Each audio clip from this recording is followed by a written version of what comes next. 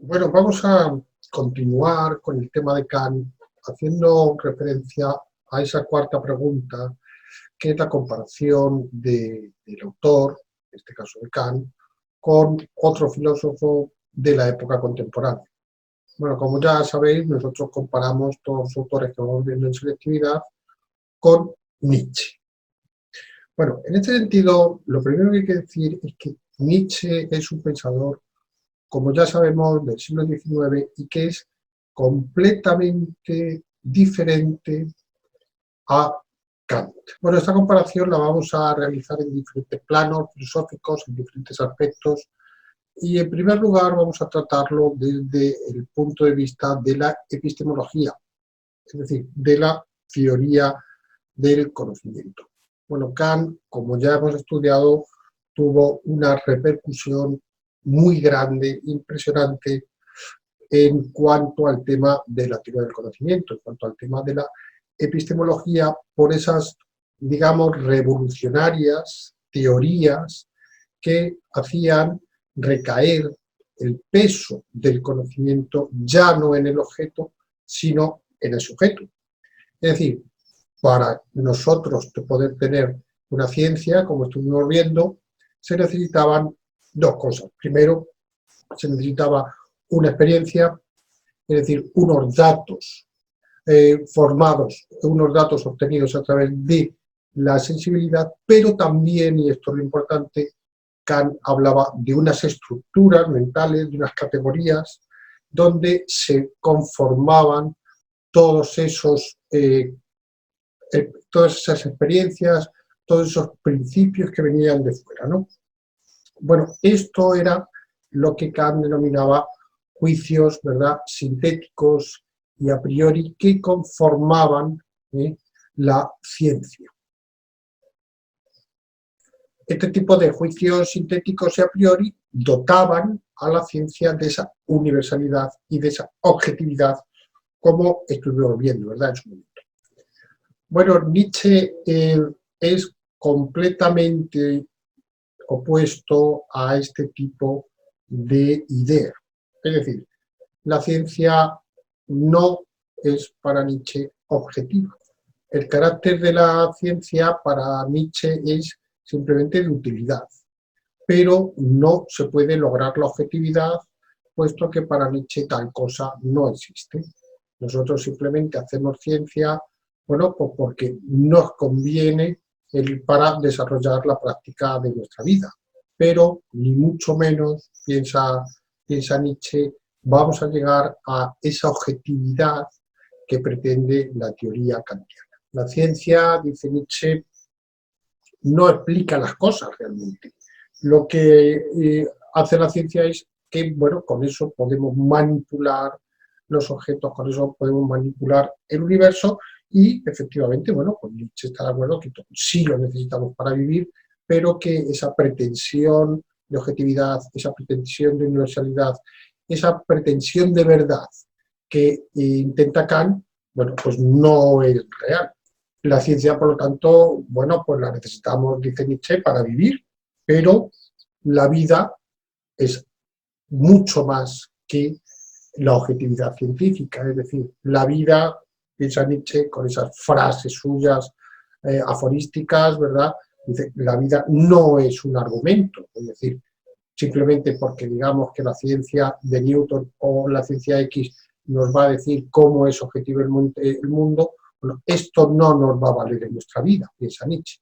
Bueno, para Nietzsche ya sabemos que todo es subjetividad, no solamente la ciencia, piensa él que también el lenguaje simplemente, bueno, pues es una cuestión subjetiva que hace que los individuos, bueno, pues de alguna manera proyecten sus propias realidades sobre el mundo. La ciencia para Nietzsche cae también en la subjetividad, ya que la ciencia la hacen los hombres y los hombres para Nietzsche son perspectiva, es decir, cada individuo pues, va a dar una forma a ese lenguaje y por lo tanto va a dar una forma subjetiva a lo que está contando, a cómo está desarrollando su particular forma de ver el mundo. El lenguaje, dice Nietzsche, antropomorfiza los conceptos. Es decir, lo que hace es trasladar ideas, como por ejemplo de bueno o de malo, etcétera, etcétera, a cosas, a hechos que suceden en la realidad y deformándolos así, consecuentemente. Nietzsche, con esta postura completamente perspectivista, completamente subjetiva, incluso llegará a declarar que la verdad es un error humano, es un error de los hombres. Él llega un momento que se pregunta por qué es malo mentir, por qué, como hacen los animales, ¿no? El engaño. Es decir, los individuos, bueno, pues pretenden la verdad, pero la verdad, estamos viendo, es simplemente subjetiva y esta creencia, esta idea de que existe la verdad, lo único que hace es esconder una verdadera realidad, que es la realidad de la vida. Esto se llama, como ya sabemos, vitalismo. Es decir, para Nietzsche lo importante no es el conocimiento, no es la objetividad, no es la verdad definitiva, sino que lo importante es vivir a partir de esa teoría que desarrolla él de los instintos, de la cual pues hablaremos un poquito más adelante.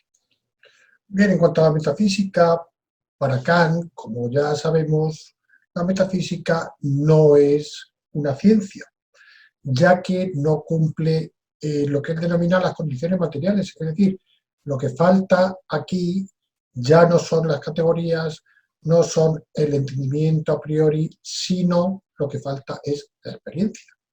Es decir, no podemos nosotros tener conocimiento científico acerca de cosas tales como Dios o como el alma o como la libertad. Todo esto cae fuera de lo que es meramente una experiencia sensorial. Y por lo tanto, dice él, cuando habla de esos juicios sintéticos a priori, faltaría esa validez que otorga la experiencia a la hora de hacer ciencia. Sin embargo, para Kant, la metafísica, es decir, hablar acerca de la posibilidad de que exista Dios, de que yo tenga libertad o de cómo es el mundo en general, dice él, tiene un interés moral. Es decir, tiene el interés de que los hombres, por naturaleza, tienden a plantear este tipo de cuestiones, aunque estas cuestiones, como venimos diciendo, no sean científicas.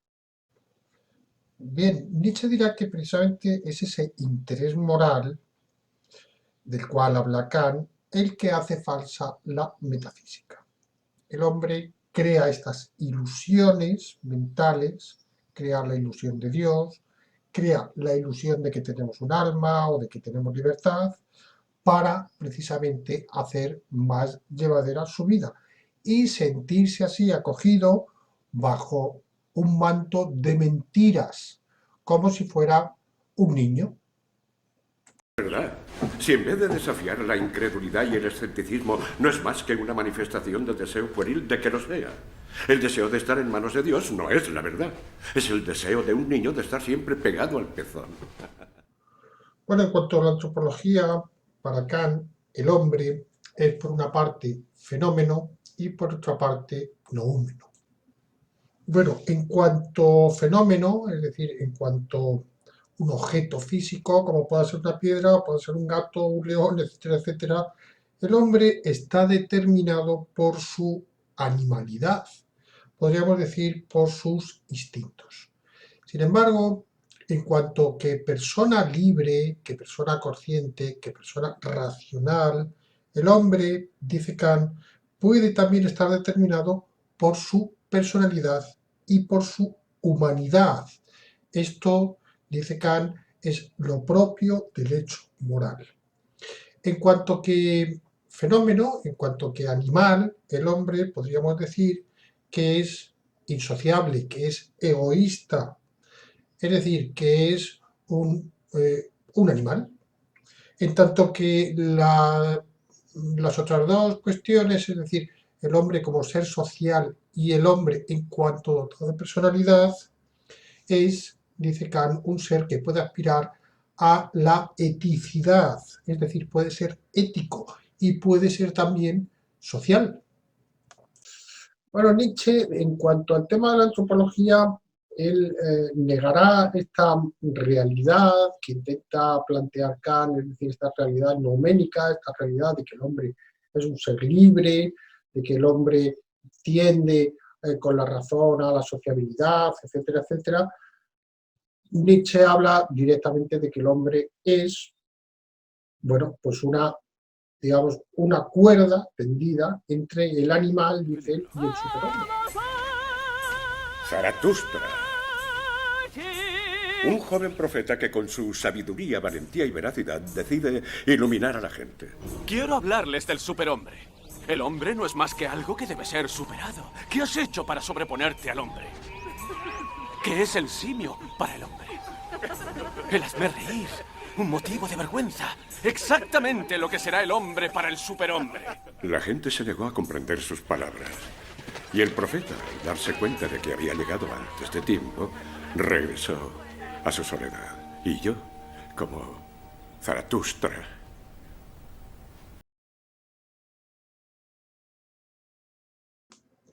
El hombre, por lo tanto, según Nietzsche, debe de ser superado. En ese sentido, esa realidad nouménica que plantea Kant es una pura invención. El hombre, como venimos diciendo, es intermedio entre dos situaciones que se pueden producir, es decir, entre nuestra animalidad y la superación de ello que es el superhombre. Para avanzar, dice Kant, se debe abandonar esa moral de esclavo que es la que nos trae tanto la filosofía como las religiones, ese mundo de las ideas, ese más allá divino, etcétera, etcétera, ¿no?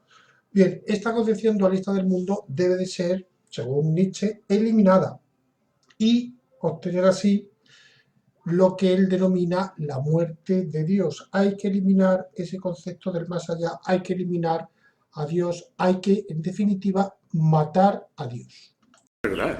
Si en vez de desafiar la incredulidad y el escepticismo no es más que una manifestación del deseo pueril de que lo sea. El deseo de estar en manos de Dios no es la verdad. Es el deseo de un niño de estar siempre pegado al pezón. Tenemos una teoría evolucionista. La teoría evolucionista demuestra científicamente la inutilidad de Dios. El mismo Darwin no tuvo la valentía de llevar sus pruebas hasta su verdadera conclusión. Bien, ¿dónde estamos? Se habrán dado cuenta de que nosotros hemos creado a Dios y de que todos juntos le hemos matado. Dios ha muerto. ¿A dónde se fue Dios? Yo se lo diré. Dios ha muerto. Todos le hemos matado. Usted y yo. Dios le quemará en el infierno. Tras la muerte de Buda, su sombra se siguió viendo en las cuevas durante siglos. Una sombra siniestra, estremecedora. Dios le castigará, Satanás. Pero visto como es la gente, aún habrá cuevas, gracias, durante miles de años en las que seguirá viéndose la sombra de Dios. Venzan la sombra que llevan dentro. Friedrich, te presento a Luz Salomé, una brillante poetisa rusa.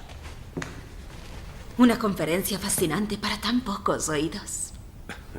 ¿Por qué provoca tanto miedo en la gente, profesor? Oh, la verdad es algo que asusta. ¿Por qué dice que Dios ha muerto y no que jamás existió?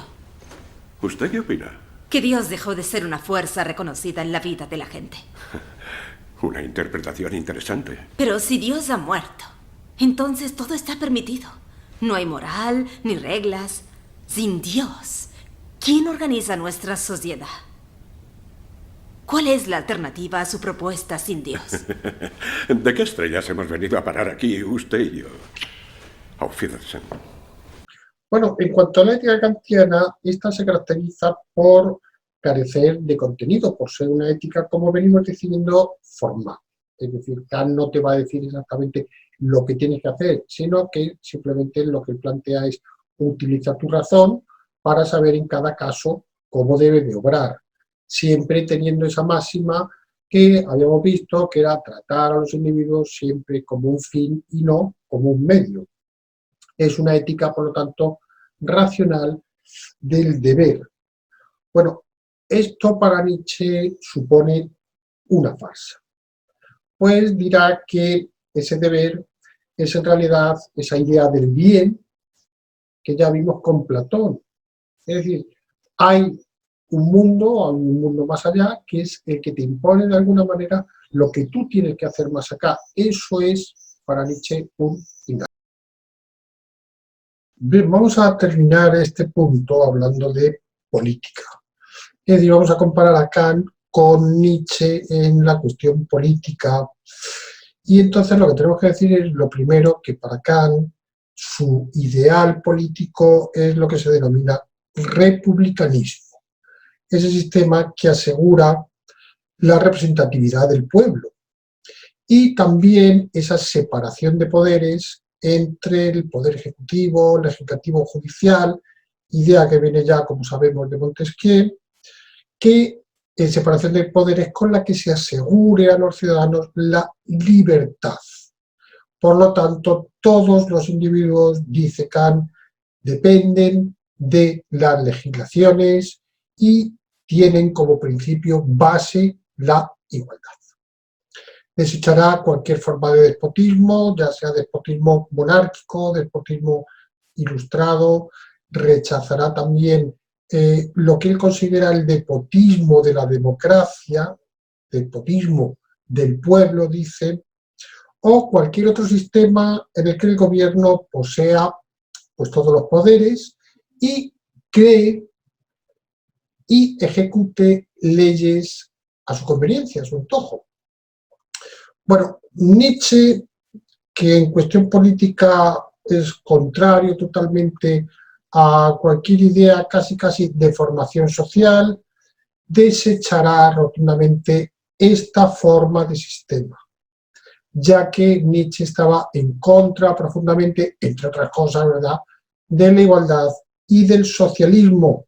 El superhombre, pensaba Nietzsche, no tiene miedo a las diferencias y cualquier intento por parte del Estado de hacer el principio de igualdad, el principio social básico, hace que los individuos, de alguna manera, caigan en la mediocridad, caigan en la borreguitud, podríamos decir. Por eso, para Nietzsche, separa el concepto de igualdad del de justicia. Para él la justicia, como por ejemplo la justicia cristiana, era algo repugnante. Bueno, Nietzsche no defendió expresamente ninguna postura política concreta y criticar, pues criticó prácticamente todas. Pero de su filosofía salieron argumentos que luego se utilizaron históricamente para defender posturas tanto por un lado totalitarias como por otro lado anarquistas. Es decir, el pensamiento político de Nietzsche, que no se desarrolla explícitamente, sí es tomado en consideración, por ejemplo, por el nazismo, o sí es tomado en consideración, por ejemplo, por los movimientos anarquistas.